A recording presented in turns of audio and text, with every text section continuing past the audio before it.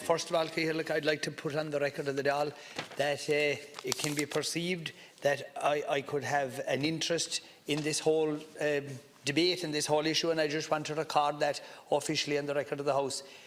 Minister, first of all, before I start, I'd appreciate it. I know you're very busy, but I want you to tune in if you can, Minister. Okay. Now, first of all, there has to be balance in this whole debate and in this whole bill that you brought before the House, and unfortunately there is not balance. I'm going to start off, Minister, by obviously stating that every one of us as politicians, we're obviously and rightfully concerned about the rights of tenants, about housing for people that are not able to provide housing for themselves, whether it's through local authority housing, whether it's through HAP, RAS, all the other schemes that are there. But the one thing that we have to do here is have balance. And we have to realise that people who own property are not to be demonised. They're not to be criminalised. In this bill, when we talk about changes such as registering a property every year, that's not necessary. It is absolutely unnecessary. You're putting an additional cost on people who have survived a massive recession, who bought properties perhaps at a very high end in the market, were left paying very exorbitant loans, who were trying to bring in rents when rents were very low, and trying to balance their book. I know people every week who are in different jobs and who use money from their wages to pay for property that they borrowed money to provide and rent out in the rental market. I was asked specifically, Minister, to tell you this story, and I want you to listen to it so you'll hear a different side to the argument. Picture it. A young couple, younger than me, maybe younger than yourself, left Ireland, went to Australia. Worked very, very hard. Two young, hard, tough people, a nice boy and a nice girl.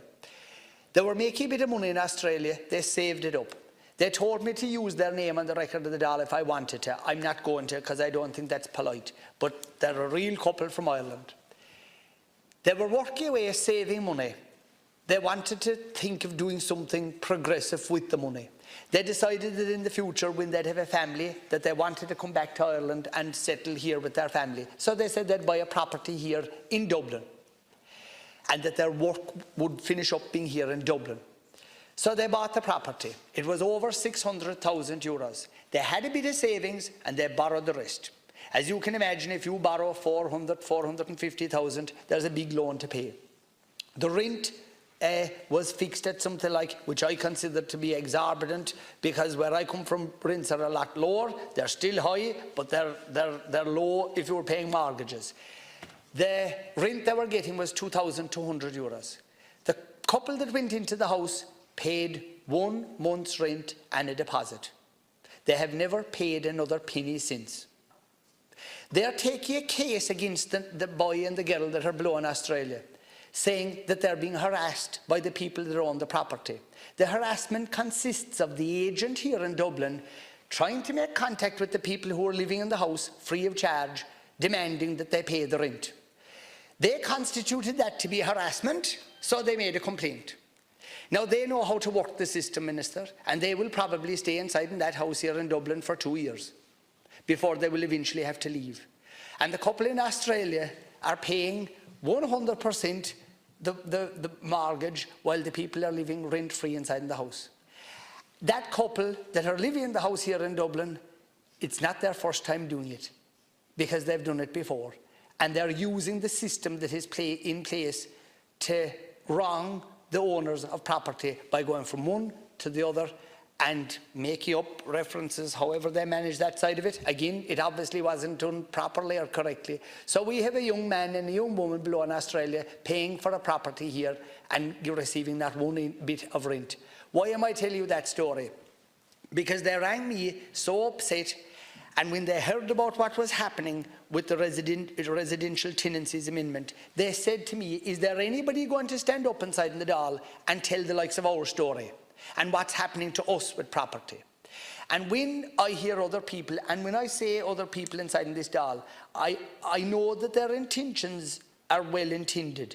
But when I hear them speaking about all landlords and talking about them as if there was something that they stood on outside in the street, like these are respectable people. who, just because that's what they do, they borrow money, they buy a property, they renovate it, they rent it out, they pay their tax, and that's another point.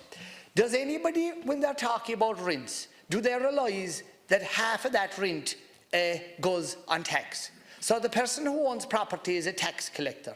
And if you're talking about a rent, well, I bring it into the terms of County Kerry, where rents are maybe 7, 8, 9, €1,000 would be the maximum. Half of that is going on tax. And that's the first thing that must happen. Half of it must go on tax. Then the mortgage must be paid. Then the repairs must be done.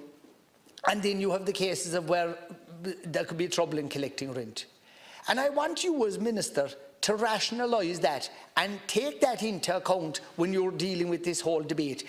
And an awful lot of what you're doing here, and yes, of course, there is what you would call rogue owners of property who don't fulfil their obligations. They try and avoid paying tax. They try and avoid paying everything.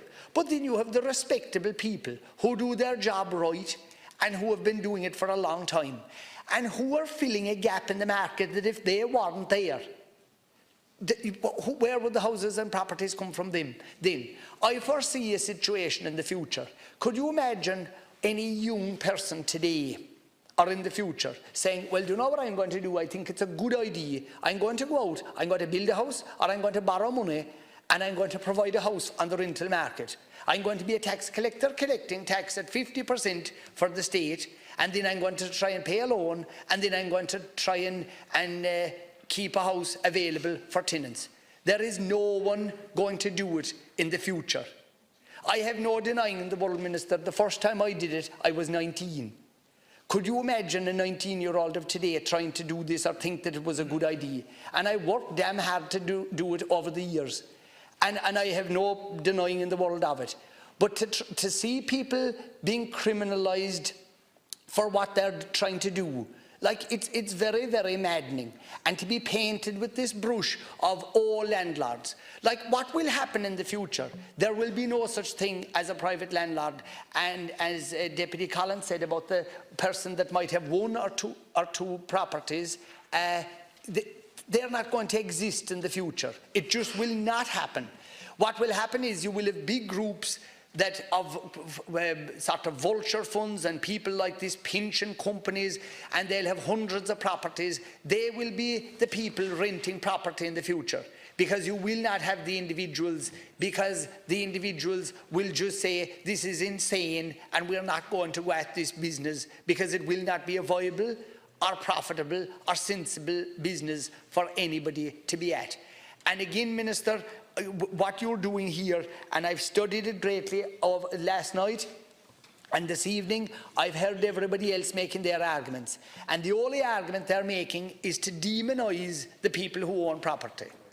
And like, I just think that's so wrong.